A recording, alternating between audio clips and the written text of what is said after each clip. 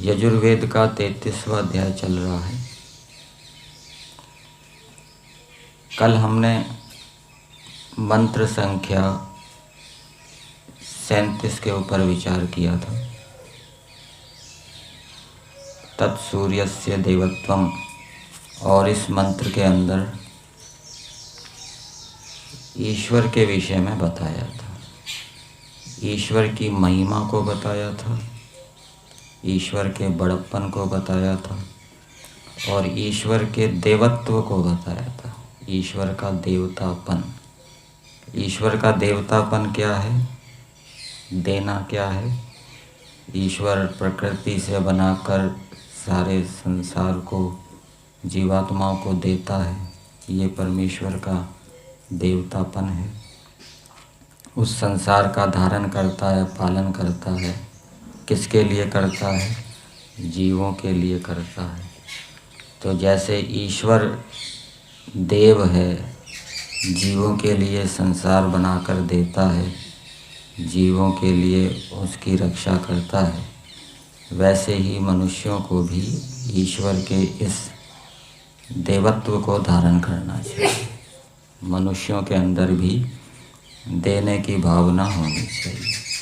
मनुष्य अनेक प्रकार के पदार्थों का निर्माण करके उससे दूसरे प्राणियों को सुख दें।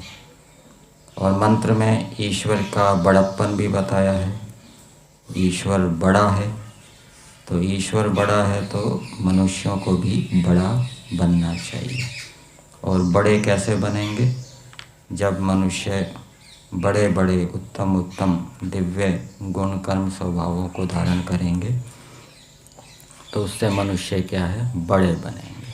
कल भी हमने पढ़ा था, बड़े काम से व्यक्ति बड़ा होता है, छोटे काम से छोटा होता है। यदि कोई हठ करता है, दुराग्रह करता है, अभिमान करता है, ये छोटा काम है। अभिमानी व्यक्ति क्या है? छोटा है। और जो निरभिमानी है, विनम्र है, वो बड़ा काम कर रहा है, तो वो क्या है? बड़ा है। तो कार्यों से ही, गुणों से ही व्यक्ति क्या है? छोटा और बड़ा होता है। तो ईश्वर बड़ा है तो मनुष्यों को भी बड़ा बनना चाहिए और देवत्व को धारण करना चाहिए। तो ये ईश्वर के विषय में बताया, वो इसलिए भी बताया, मंत्र का तात्पर्य भावार्थ में दिया है कि ऐसे ईश्वर से जिसमें बड़प्पन है, जिसमें देवतापन है, उस ईश्वर से तुम लाभ उठाओ, उसकी उपासना करके, उसकी आज्ञा का पालन करके। आज 33वें अध्याय का मंत्र संख्या 38 स्वाध्याय के रूप में पढ़ा गया।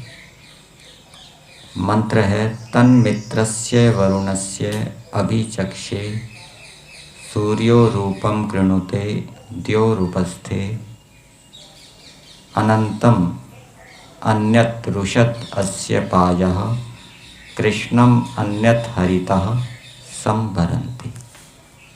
इस मंत्र में भी भूमिका में दिया है, फिर उसी विषय को अर्थात ईश्वर के विषय को बताया है। तो इस मंत्र में भी ईश्वर के विषय में बताया है। भावार्थ हम देखेंगे। भावार्थ में दिया है, हे मनुष्यों, जो अनंत ब्रह्म, ब्रह्म क्या है? अनंत है। देश की दृष्टि से भी अनंत है, काल की दृष्टि से भी अनंत है और गुण कर्म स्वभावों की दृष्टि से भी ब्रह्म क्या है? अनंत है। जीवात्मा ऐसा नहीं है। जीवात्मा शांत है, एक देशी है, अनुपरिमाण उसका बताया गया है। उसके गुण कर्म स्वभाव भी सीमित हैं। लेकिन जीवात्मा काल की दृष्टि से अनंत है, देश की दृष्टि से अनंत नहीं है, गुण कर्मों की दृष्टि से अनंत नहीं है। तो जो अनंत ब्रह्म, वह प्रकृति और जीवों से भिन्न है। तो ब्रह्म प्रकृति और जीवों से भिन्न है। जीव अल्पज्ञ हैं, अल्प सामर्थ्य वाले हैं, और परमेश्वर कैसा है?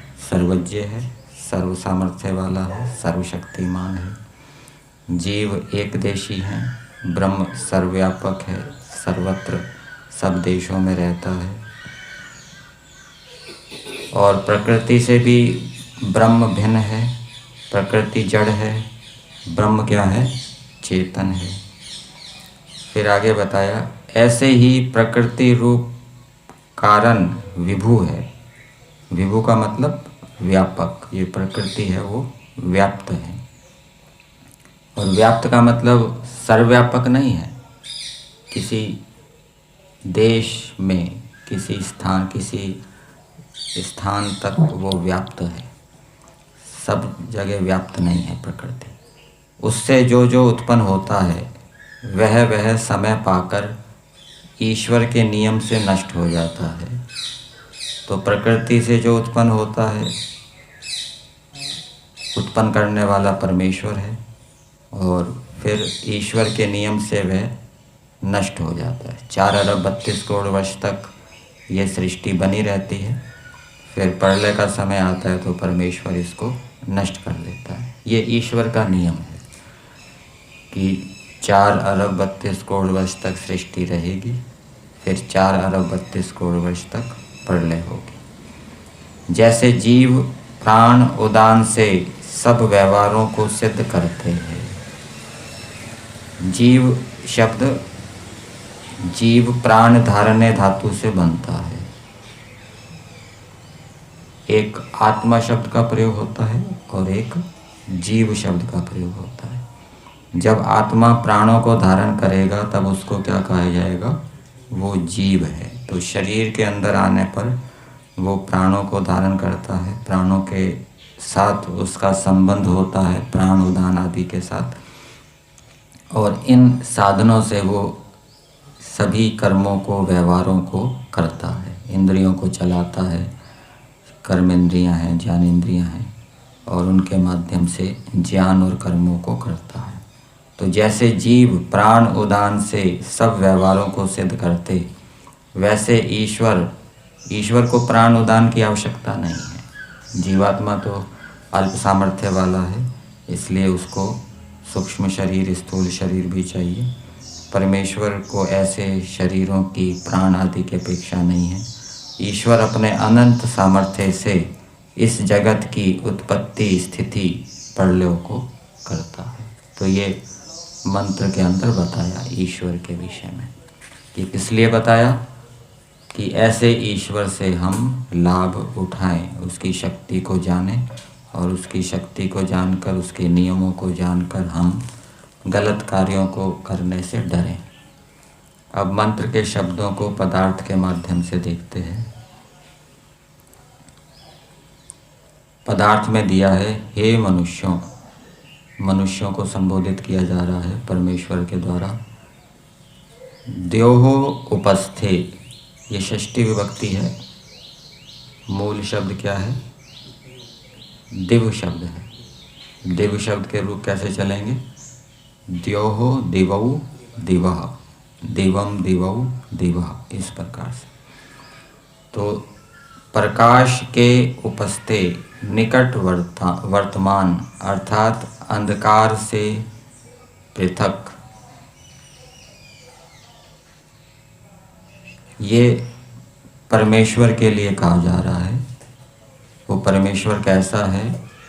वो प्रकाश के निकट वर्तमान है, अर्थात अंधकार से पृथक है। अंधकार मतलब अज्ञान से, मिथ्या ज्ञान से परमेश्वर पृथक है। हमेशा उसके पास ज्ञान रहता है। परमेश्वर को ज्ञान स्वरूप भी कहा है। फिर दूसरा नाम आया परमेश्वर के लिए, सूर्यः, जो चराचर का आत्मा है, चराचर में निरंतर व्याप्त है, ऐसा जो परमेश्वर है। मित्रस्य वरुणस्य तत् रूपम, मित्र का अर्थ किया प्राण और उदान। प्राण और उदान के उस रूप को कृणुते रचता है जिससे मनुष्य देखता, जानता है। अर्थात शरीर के अंदर 10 प्राण बताए गए हैं। प्राण मुख्य 5 प्राण हैं, फिर उप प्राण हैं, इन सब को परमेश्वर बनाता है और इनके माध्यम से ही जो जीव है या मनुष्य है वो अनेक प्रकार के ज्ञानों को करता है और क्रियाओं को करता है। प्राणों को इस प्रकार से बनाया, उनकी रचना इस प्रकार से की कि जिससे जीवात्मा उनके माध्यम से देखने और करने में समर्थ होता है। फिर आगे बताया, अस्य इस परमात्मा का रुषत शुद्ध स्वरूप और बल अपरिमित भिन्न है। तो परमात्मा का शुद्ध स्वरूप अपरिमित है। शुद्ध स्वरूप का मतलब शुद्ध गुण कर्म स्वभाव, उसके जो शुद्ध दिव्य गुण कर्म स्वभाव हैं वो अपरिमित हैं, उनका कोई अंत नहीं है। कितने गुण हैं और एक एक गुण का भी क्या अंत है उसको हम नहीं जान सकते। इसी प्रकार से परमात्मा के कर्मों का अंत हम नहीं जान सकते। तो परमात्मा का शुद्ध स्वरूप दिव्य गुण कर्म स्वभाव अनंत है और पाजह और परमेश्वर का बल भी क्या है, अपरिमित है, अनंत है और भिन्न है। फिर आगे बताया, अन्यत कृष्णम अविद्या आदि मलिन गुण वाले भिन्न जगत को दिशा धारण करती है। तो यहाँ पर मंत्र के अंदर जगत को बताया है कृष्णम, कृष्णम नाम से कहा है और संस्कृत भाग में दिया है कृष्णम का अर्थ निकृष्ट वर्णम। जो निकृष्ट रंग होता है वो क्या होता है, कृष्ण हो, और उत्कृष्ट वर्ण कौन सा होगा, श्वेत होगा। और हिंदी भाग में कृष्णम का अर्थ दिया है अविद्या आदि मलिन गुण वाले भिन्न जगत को। तो जगत को अविद्या आदि गुण वाला कहा है और मलिन गुण वाला कहा है, क्योंकि जगत के साथ जुड़कर ही जीवात्मा के अंदर क्या है, अविद्या उत्पन्न हो जाती है। जब जीवात्मा मोक्ष से आता है और मोक्ष से आकर संसार के अंदर खाता पीता है, जगत के साथ जुड़ता है, तो उसके अंदर अविद्या उत्पन्न हो जाती है। इस कारण से जगत को अविद्यादि गुण वाला कहा गया होगा। और ये जगत तीन गुणों से मिलकर बना है, सत्वगुण, रजोगुण और तमोगुण। और तमोगुण क्या होता है, वो अविद्या को उत्पन्न करता है। तो ऐसे जगत को दिशाएं धारण करती है। दिशाएं अर्थात भिन्न भिन्न दिशाओं के अंदर वो जगत विद्यमान है। इस रूप में कहा गया है कि वो इस जगत को दिशाएं धारण करती है। तो ये परमेश्वर के विषय में बताया पदार्थ के अंदर कि परमेश्वर के अंदर अनंत गुण कर्म स्वभाव हैं, उसका बल अनंत है और परमेश्वर